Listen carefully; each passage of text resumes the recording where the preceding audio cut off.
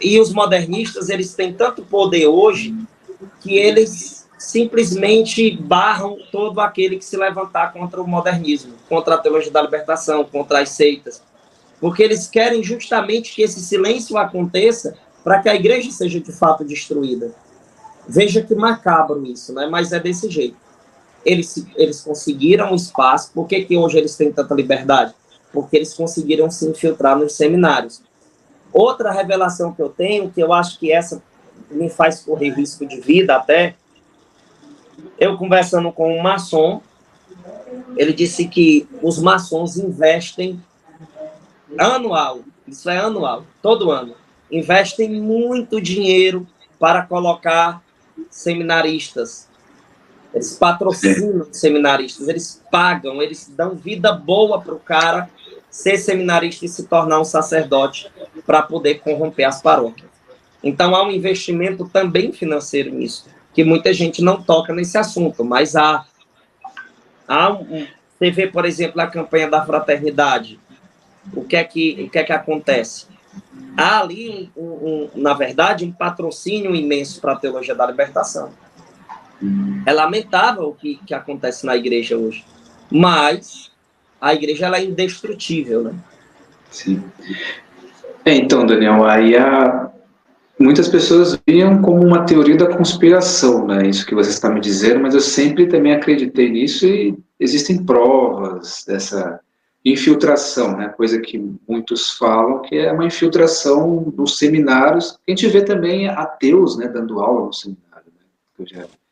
Eu conheço ex-monges, ex-pessoas que ficaram no seminário, queriam ser padres, desistiram, e tinha muita coisa terrível, né?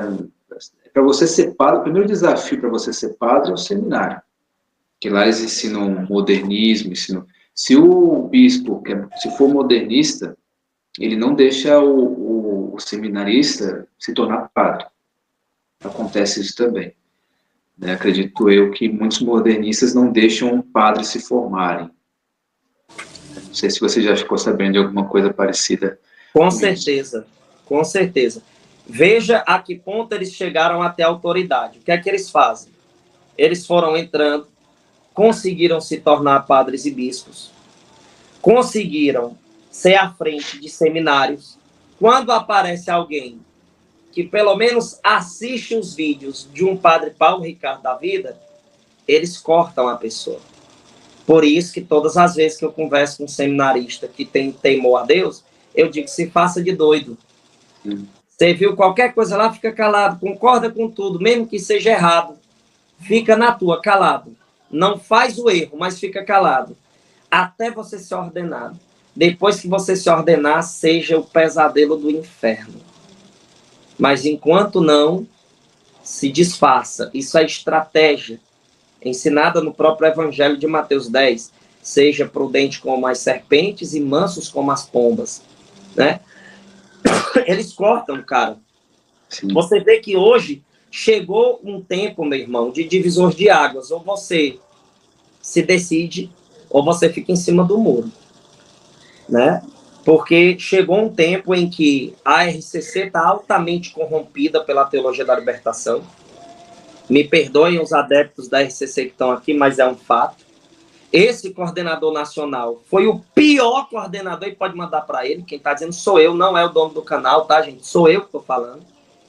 O pior coordenador de toda a história da renovação carismática se chama Vinícius, certo? Que dá brecha para a teologia da libertação demais e vem com discurso de unidade, de fogo do Espírito, de novo Pentecostes. O cara se curvou diante da TL. E antes a RCC lutava contra a TL, né? Que eu lembro. Eu fazia parte da RCC também, há muitos anos atrás, e via que eles batiam de frente com a teologia da libertação. Hoje bateram de frente, inclusive foram o pior pesadelo da TL no começo, que a renovação surgiu. A teologia da libertação foi altamente combatida pela RCC. Porque enquanto os modernistas diziam que diabo não existia, a RCC dizia existe sim. porque a doutrina diz isso, isso e isso.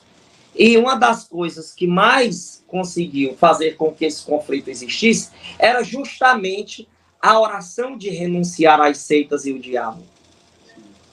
Pergunte aos antigos da RCC que eles vão dizer, é justamente isso que fazia com que os TL ficassem incomodados. E hoje, o senhor Vinícius, se rendendo a uma fala de um bispo referente a uma situação específica, ele simplesmente diz que nós não podemos fazer listinha das seitas para fazer a oração de renúncia. Veja, a diferença da RCC de hoje para aquela inicial. E você vê isso não somente na questão de números, mas na expressão espiritual da renovação hoje. É lamentável, porque há esse se render. Veja, há muitos adeptos da RCC que diziam assim para mim, irmão, mas a gente tem que andar em obediência, a gente tem que ser prudente. Meu amigo, não existe essa de obedecer o erro. Ou vai ou racha, querido. Então não adianta. Tanto que em um dos meus vídeos eu disse, galera, vocês que têm grupo da RCC, se vocês verem que eles estão querendo barrar vocês de fazer o certo, desliga o grupo da RCC e se torna grupo paroquial. O padre não deixou, o padre também nos barrou, pois seja um grupo católico, apesar dessas perseguições, porque Santo Atanásio, ele foi perseguido, ele foi proibido pelo clero, e ele continuou. Entenda, o que tem que aprovar o seu grupo e a sua caminhada é a doutrina da igreja, é a verdade católica. Se alguém dentro da igreja, seja lá quem for, que tiver atitudes que tente barrar o que está correto, você não deve obediência. Parem com essa ideia essa falsa ideia de obediência. E nós precisamos combater esses erros da atualidade.